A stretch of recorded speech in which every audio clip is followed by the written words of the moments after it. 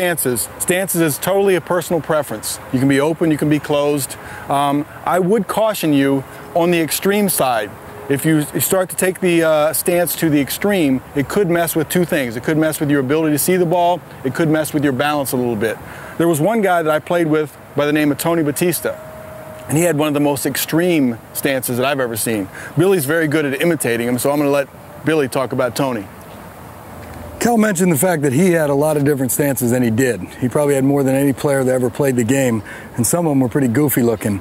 But when I sit there and I watch Tony, and the first time I saw him, I think I saw Tony looking through his bat right at the pitcher.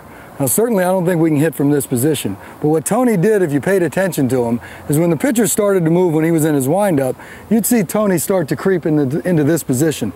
Now his upper body is almost conventional, being square to home plate, parallel to home plate. And if you actually paid attention more, when he got into this position and then he took his stride to hit, he's almost back to normal when he's getting ready to hit.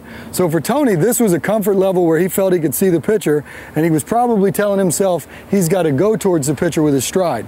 We'll get into the stride in a little bit, but right now I want to see Troy come up here and I want to take a look at his stance.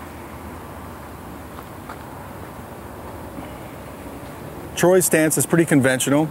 Do you feel you have balance? Yes. You seem to have a wide base. He seems to be in an athletic position and balanced. Do you feel that you can see the release point very clearly? Yes. Okay, so his vision is good. What about your plate coverage? Do you feel you have plate coverage? Yes. All right, I'm going to pretend my fist is the fastball coming on the outside corner. Let's go to hit it, stop, and drop.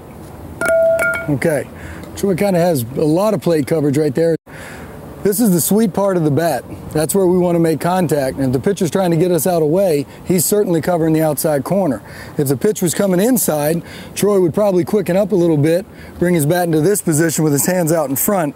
Once again, there's the sweet spot of the bat that he's going to try to hit it. So I think Troy's got pretty good plate coverage here with the outside part of the plate. Very nice. Thank you, Troy. Troy.